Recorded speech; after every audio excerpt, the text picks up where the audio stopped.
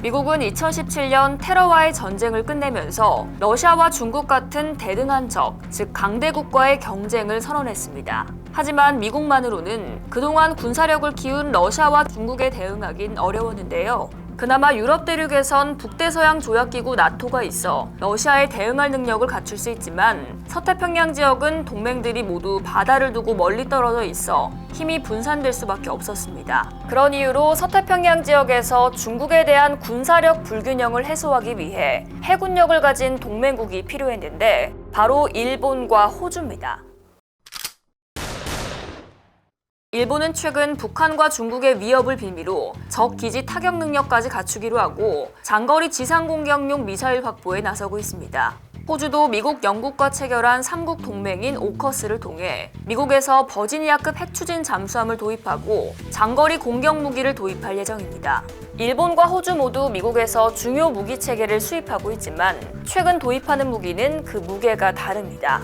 바로 토마호크 순항 미사일인데요. 토마호크 순항 미사일은 이전엔 미 해군만 지상 공격용으로 쓰고 있었지만 최근엔 미 해군이 장거리 대함 미사일로 미 육군과 해병대는 지상 발사 장거리 미사일로 쓰기 위해 도입하고 있습니다.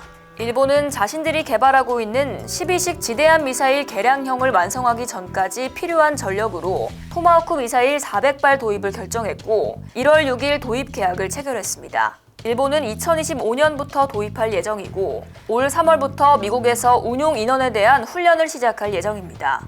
호주도 작년에 호바트급 구축함에 탑재하기 위해 토마호크 미사일 200발을 도입하기로 했고 1월 10일 미 국무부가 2억 5천만 달러 규모의 판매 가능성을 승인한다고 발표했습니다.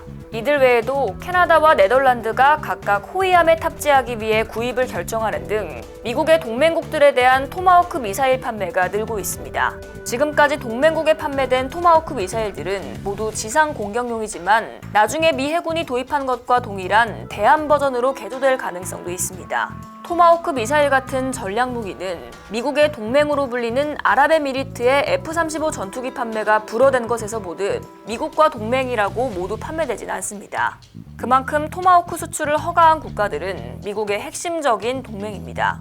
중국과 러시아는 서로에게 동맹이긴 해도 다른 동맹을 찾기 어렵지만 미국은 유럽과 아시아의 여러 나라들을 동맹으로 두고 있다는 점이 차이점입니다. 앞으로 또 어떤 나라들이 토마호크 미사일을 도입할지 관심이 모아지고 있습니다. 이상 월드 디펜스 선수연이었습니다. 오늘도 2가지 추천 영상 꼭 보고 가세요.